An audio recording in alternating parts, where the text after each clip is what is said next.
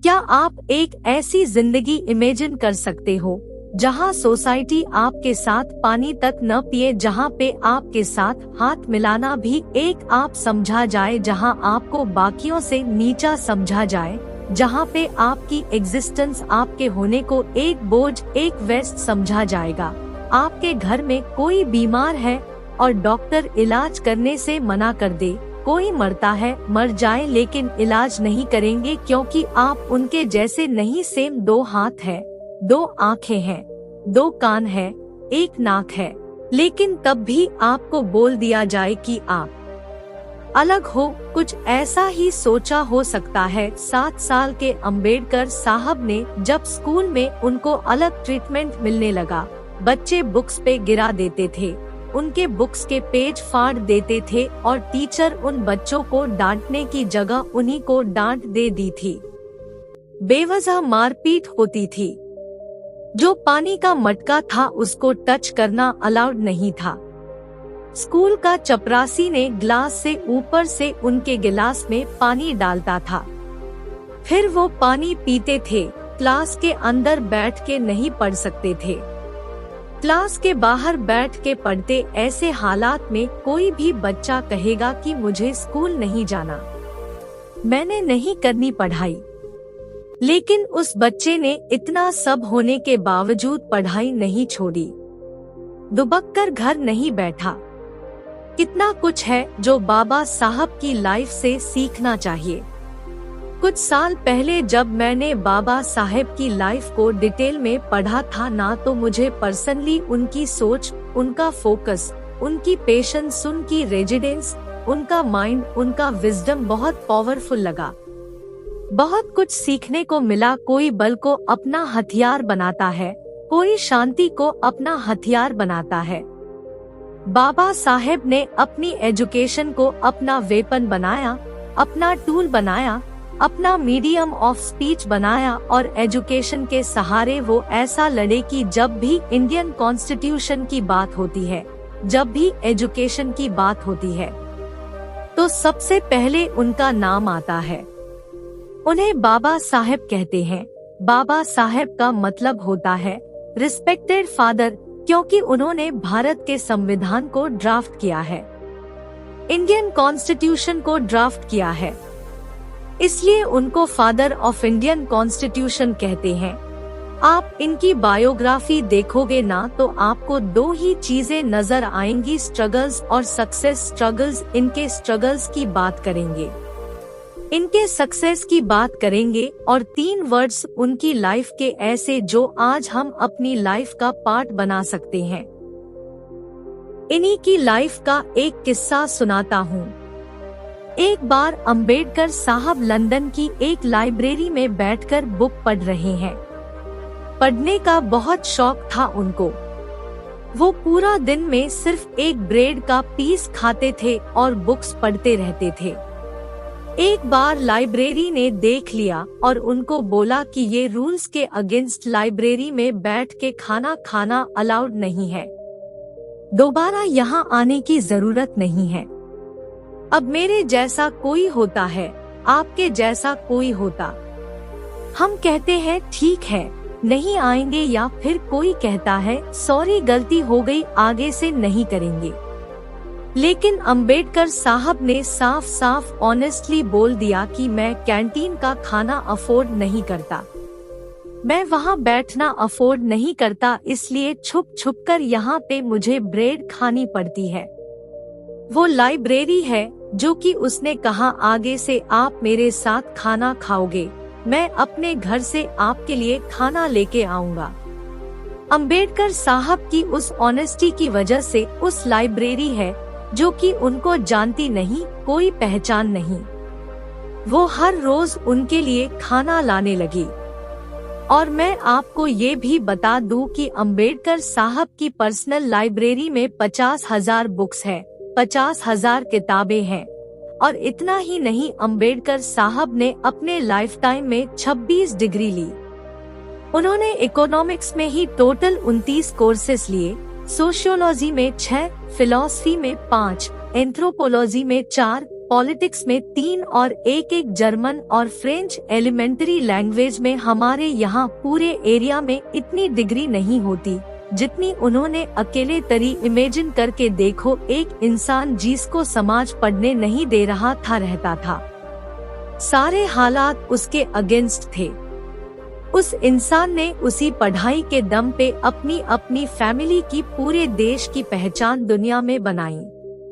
उन्होंने रिलीजन पे भी लोगों को एनलाइटन किया। उनका मानना था कि मैंने is not made religion, religion is made for mom. वो बुद्धा की टीचिंग के बहुत बड़े फॉलोअर थे। बाबा साहब ने अपनी लाइफ में एजुकेशन, इंटेलिजेंस और स्किल, इन तीनों चीजों पर फोकस किया। वो अपने आप को एजुकेट करते रहे, अपने इंटेलिजेंस पे काम करते रहे और इन दोनों की मदद से अपनी स्किल को ग्रो करते रहे। यह फॉर्मूला हमारे लिए हो सकता है। ये एजुकेशन गेन करते रहो, अपने इंटेलिजेंस पे काम करते रहो और इन दोनों की मदद से अपनी स्किल को ग्रो करते रहो। फाइनेंस की बात करें तो आज हमारा पूरा देश फाइनेंस के लिए किसके ऊपर डिपेंडेंट? आरबीआई के ऊपर। मनी की वैल्यू डिसाइड करनी होगी। फाइनेंस को लेकर कोई डिसीजन लेना हो, मनी की टर्म्स में कुछ भी हो, आरबीआई डिसाइड करता है। क्या आपको पता है कि आरबीआई की फॉर्मेशन जिन 2 किताबों पे हुई है, वो दोनों किताबें बाबा साहेब ने लिखी है। पहली किताब के evolution of provincial finance in British India और दूसरी प्रॉब्लम ऑफ रूपी। आप इमेजिन कर सकते हो कि एक फाइनेंशियल इंस्टीट्यूशन जिसने पूरे देश के पैसे को संभाल कर रखा है, जिसने पूरी इकोनॉमी को बांध कर रखा है, उसकी वर्किंग एक ऐसे आदमी ने डिसाइड करी जिसके पास बचपन में पढ़ने की फैसिलिटीज भी ढंग से नहीं थी। और इतना ही नहीं, बाबा साहब ने विमेन लिबरेशन के लिए भी आवाज उठाई। उन्होंने कॉन्स्टिट्यूशन के अंदर विमेन के लिए सिटीजनशिप, जस्टिस, इक्वालिटी और लिबर्टी के बेसिस पे राइट दिया, और वो भी तब जब ये सब एग्जिट नहीं करते थे। और हम सबको पता है वो लॉस आज भी इम्प्लीमेंट होते हैं। इनफैक्ट उसमें अपडेट है, जैसे पार्टीज में विमेन के लिए सीट होना, इंस्टीट्यूशंस में उनके लिए पोजीशंस होना। ये मेरा मानना है और आप भी इससे अग्री करोगे कि जब एक इंसान परेशान माहौल से उठता है तो वो अपने साथ साथ दूसरों का भी ध्यान रखते हैं। उसके अंदर जरूर नहीं आता, उसके अंदर एक जज्बा होता है दुनिया बदलने का, दूसरों को भी उठाने का। बाबा साहब को बचपन में लोगों ने स्ट्रीट लाइट के नीचे पढ़ने नहीं दिया क्योंकि वो उनके घर का रास्ता है। इसलिए उन्होंने खुद को इतना काबिल बनाया कि वो बच्चों के लिए स्कूल खोला। आप सोच रहे होंगे कि मैं बाबा साहब की हर अचीवमेंट के साथ उनकी स्ट्रगल्स क्यों बता रहा हूँ? क्योंकि मुझे लगता है कि उनकी स्ट्रगल से ही उनकी अचीवमेंट्स निकली। उनके पास फैसिलिटीज नहीं थी, पावर नहीं थी, रिसोर्सेस नहीं थे, लेकिन उनके पास सोच थी, उनके पास माइंडसेट था। अगर मुझसे कोई पूछे कि उनकी लाइफ से क्या सीखा है तो 3 वर्ड्स मैं आपके साथ शेयर करूंगा जो उनकी स्पीड से निकले हैं। ये 3 वर्ड्स हम अपनी लाइफ का भी पार्ट बना सकते हैं। पहला वर्ड है एजुकेट। बाबा साहेब की लाइफ से ये क्लियर नजर आता है कि एजुकेशन वो चाबी है जो हमें बहुत आगे लेके जा सकती है। एजुकेशन से हमारी सोच खुलती है, हम दुनिया को अलग अलग नजरिए से देख पाते हैं, हम प्रॉब्लम सॉल्व कर पाते हैं, हम अपनी बात रख पाते हैं। और यहाँ पे मैं सिर्फ आपके टेक्स्ट बुक की बात नहीं कर रहा, उनके अलावा कई सारे ऑप्शंस हमारे पास बुक्स पढ़ने की, ई बुक्स पढ़ने की, वीडियोस देखने की, पॉडकास्ट देखने की, खुद को एजुकेटेड रखने की। क्योंकि अगर बाबा साहेब एक छोटे से गांव से निकलकर सारे भेदभाव और हालातों से लड़कर कोलंबिया यूनिवर्सिटी तक पहुंच सकते हैं तो हम क्यों नहीं? उन्होंने खुद को पढ़ाकर अपने आप को इतना काबिल बनाया कि आज की डेट में भी कोलंबिया यूनिवर्सिटी में उनकी बायोग्राफी ऐसा टेक्स्ट बुक पढ़ाई जाती है। दूसरा वर्ड है आज का मतलब होता है आवाज उठाना। अंबेडकर साहब ने पूरी जिंदगी गलत के खिलाफ आवाज उठाई, सिर्फ अपने लिए नहीं। वो दूसरों के हक के लिए लड़े और दूसरों को भी यही सिखाया कि जब कुछ गलत नजर आए आवाज उठाओ। जब वो बाहर गए पढ़ने, अब बाहर चले गए, पढ़ लिया है, बाहर सेटल हो सकते हैं, कई तरह के लालच आ सकते हैं, अपनी जिंदगी को अलग ट्रैक दे सकते हैं, लेकिन उनके माइंड पे वो कंट्रोल, तब अपने रूट्स के साथ कनेक्टेड, अपना पर्पस क्लियर था। उन्होंने देश में आकर गलत के लिए आवाज उठाई, उठाते रहे। इस चीज को हमें भी याद रखना होगा। बदलते दुनिया के साथ कहीं हम बदलते ना जाए, हमारी सोच का ही करप्ट और पोल्यूटेड होती ना जाए। सच के लिए आवाज उठाना, जो हमें सही लग रहा है उसके लिए आवाज उठाना, वो डर को खत्म करना होगा। जहाँ भी कुछ गलत नजर आ रहा है, सोसाइटी के गार्ड के साथ कुछ गलत हो रहा है, ऑफिस के पीएम के साथ कुछ गलत हो रहा है, या घर में कोई काम कर रहा है उसके साथ गलत हो रहा है, शुरुआत घर से ही करनी होगी।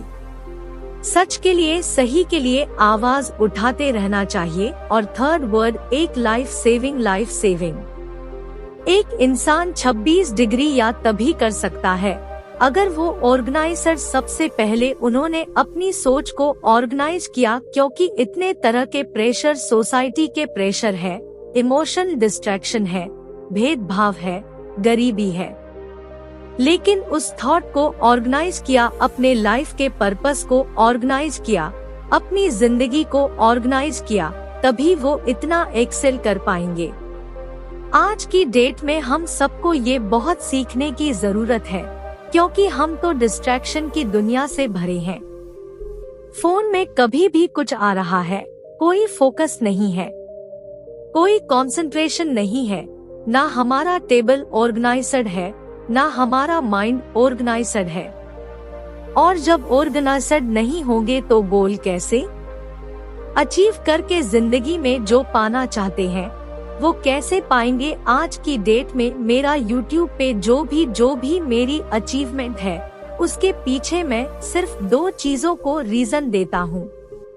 एक, आप सबका प्यार वो ना होता तो कुछ ना होता, और दूसरा, जिस चीज का मुझे बहुत प्राइड है वो है स्किल्ड। तो ऑर्गेनाइज्ड मैं कोशिश करता हूँ मैं अपने आप को ऑर्गेनाइज्ड रखता जाऊँ। तो बाबा साहेब ने सिर्फ दलितों को हक नहीं दिलाया, उन्होंने मुझे, आपको, हम सबको जीना सिखाया, अपने हक के लिए लड़ना सिखाया। उन्होंने सिर्फ दलितों को एजुकेशन नहीं दी, बल्कि खुद को इतना एजुकेटेड किया कि आज वो हम सबके लिए एक इंस्पिरेशन। उन्होंने सिर्फ दलितों को आवाज उठाना नहीं सिखाया, हम सबको अपनी राइट्स के लिए लड़ना सिखाया। उन्होंने सिर्फ सक्सेस अचीव, उन्होंने हम सबको फर्श से अर्श तक का, स्क्रैच से स्काई तक का रास्ता दिखाया। इस एक्स्ट्राऑर्डिनरी एक्टिविस्टों, reformist, economist, teacher, writer, fighter सीखकर कोई भी जीरो से हीरो बन सकता है। आप में से शायद बहुत लोगों को ये नहीं पता होगा कि इंडिया के फर्स्ट लॉ मिनिस्टर दुनिया के अकेले ऐसे इंसान हैं जिनको लंदन स्कूल ऑफ इकोनॉमिक्स ने डॉक्टर ऑल साइंस का टाइटल दिया।